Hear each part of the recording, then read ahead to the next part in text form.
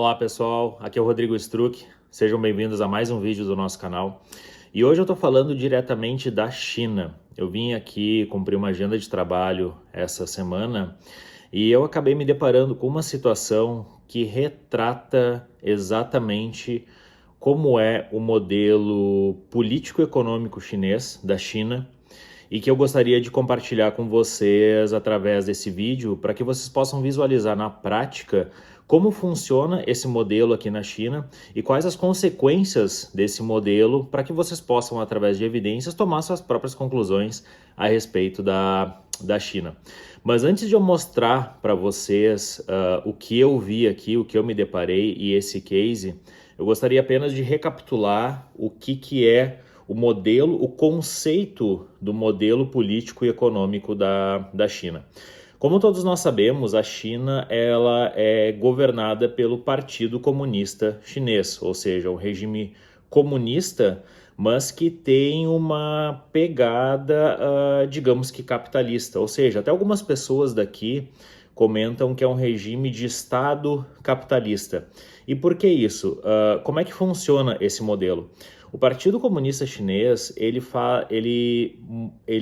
trabalha no planejamento do país para os próximos 5 anos. É o que eles chamam aqui de planos quinquenais, ou seja, eles possuem um planejamento para o país durante esse período de 5 anos e eles desdobram esse planejamento em metas.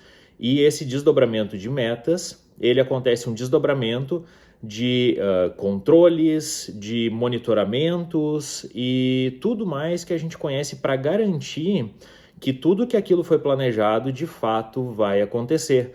E até mesmo para garantir que as pessoas, a população chinesa esteja alinhada com esse plano. Porque aquelas que não estiverem alinhadas, que forem contra o governo, a gente sabe as consequências, elas são eliminadas da sociedade ou elas são silenciadas, né?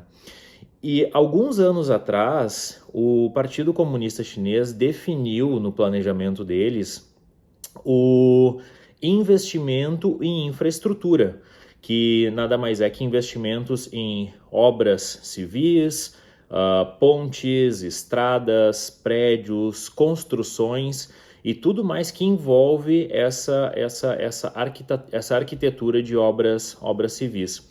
E como é que aconteceu, e como é que acontece, na verdade, esses desdobramentos? Aqui na China existem 4 bancos principais, e esses 4 bancos, eles são bancos estatais, são bancos, digamos que do governo. E esses bancos, eles se responsabilizam com uma parte desse desdobramento, desse planejamento, dessas metas.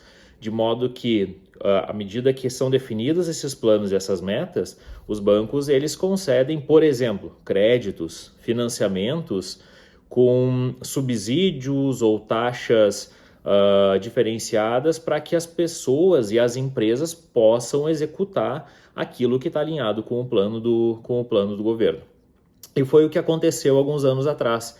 Eles definiram esse planejamento, desdobraram em metas, uma das metas foi através do desdobramento com os bancos estatais, e muitas empresas da China, como a Evergrande e a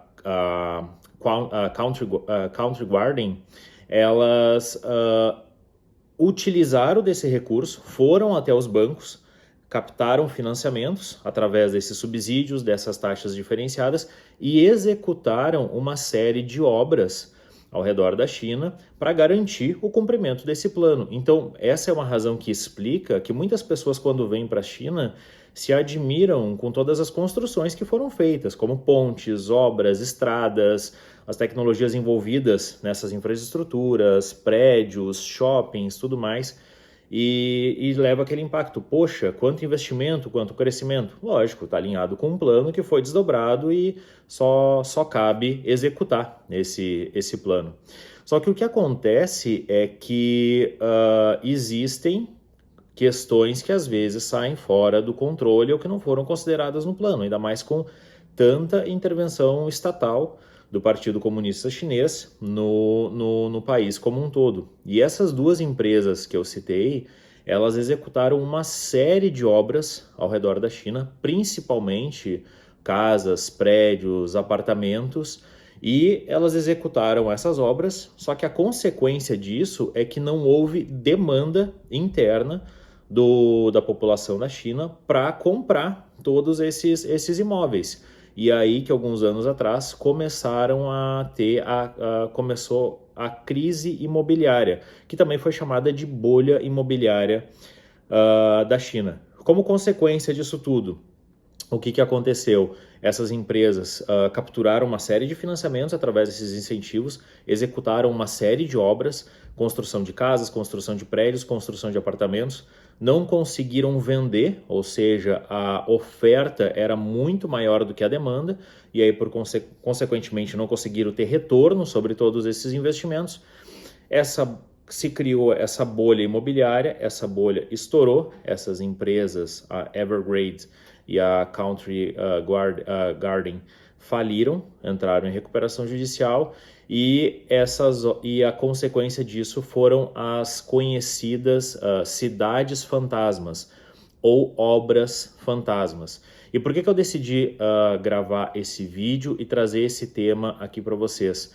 Por causa que a janela do quarto do hotel que eu estou nesse momento, ela está exatamente de frente para uma obra dessas. E é isso que eu quero mostrar para vocês. Então, se vocês podem observar aqui, olha a dimensão dessas obras. Casas, prédios extremamente vazios. Esse terreno aqui que foram obras iniciadas e não foram concluídas. E ao mesmo tempo a gente consegue ver algumas coisas nesse sentido lá atrás também. Como eu comentei, essa aqui é a janela do hotel que eu tô. E aqui é o caso, o case prático, real, da consequência dessa intervenção estatal e da consequência da criação de muito mais oferta do que demanda. Então, olha que loucura, gente, essas ações. E por que eu estou trazendo esse tema aqui? Isso aí foi a consequência dessa bolha imobiliária que estourou, essas empresas faliram e essas obras ficaram. Para vocês terem uma ideia, hoje existem mais de 50 milhões de apartamentos vazios e disponíveis ao redor da China. Isso equivale à população inteira da Espanha ou, em outra forma comparativa, 1/4 da população do Brasil, disponível, sem uso, sem demanda, extremamente vazio, que ficou conhecido como as obras fantasmas e as cidades fantasmas da China. E a consequência disso, aí teve uma segunda consequência indesejável, que foi a perda de confiança da população chinesa no governo chinês. E isso fez com que a população chinesa guardasse mais dinheiro e reduzisse o consumo. Ou seja, o governo chinês ele vem procurando encontrar maneiras de estimular o consumo para, consequentemente, crescer o PIB. Um modelo muito parecido que tem nos Estados Unidos, que é o estímulo do consumo, mas ele não consegue fazer isso por causa dessa perda de confiança. Então, para vocês terem uma ideia, hoje 45% da renda da população chinesa eles guardam na forma de poupança por causa que eles não sabem o dia de amanhã e eles querem estar precavidos caso alguma situação aconteça. Bom, passado alguns anos, o Partido Comunista Chinês definiu um novo planejamento para os próximos 5 anos, desdobrou em metas e um desses planos foi a definição dos veículos elétricos, ou seja, a implementação dos veículos elétricos na China. Isso foi uma definição do planejamento deles. E o que acontece nesse processo? Que eu comentei sobre isso nos vídeos anteriores, quando eu fiz o comparativo da Tesla versus a BYD, foram 4 partes, e lá eu explico toda a parte financeira das duas empresas, as comparações, e por fim uma comparação política e econômica das duas empresas dos dois países. E agora eu estou conseguindo ver na prática aqui na China o que está acontecendo com relação aos veículos elétricos. Por quê? Por causa que o governo fez a mesma coisa, fez esse plano, definiu essas metas, desdobrou, liberou uma série de investimentos, financiamentos através dos bancos estatais. Uma série de empresas e montadoras foram até esses bancos captar esses investimentos com uma série de incentivos, taxas diferenciadas e tudo mais. E ao longo desse processo se criaram mais de 100 montadoras de veículos na China que fabricam modelos elétricos e híbridos.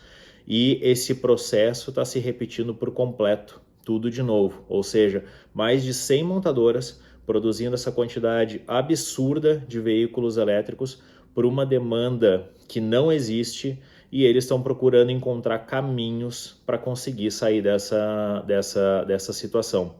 E a gente consegue ver que de 2023 para cá, o governo chinês ele começou a reduzir esses incentivos para os veículos elétricos. E agora acontece essa situação que a gente está vendo e que a gente discutiu nos vídeos anteriores a respeito da BYD, onde a BYD está fazendo uma força-tarefa absurda, enorme, para conseguir exportar os veículos daqui, exportar as tecnologias, exportar os carros, por causa que a sua capacidade de produção está muito maior comparado com a demanda do mercado local. E é por isso que eles estão fazendo uma série de movimentos extremamente agressivos, querendo montar plantas na América do Sul, no Brasil, mandar veículos para a Europa, para todas as regiões, para conseguir desovar, para conseguir faturar e vender toda essa capacidade de produção existente.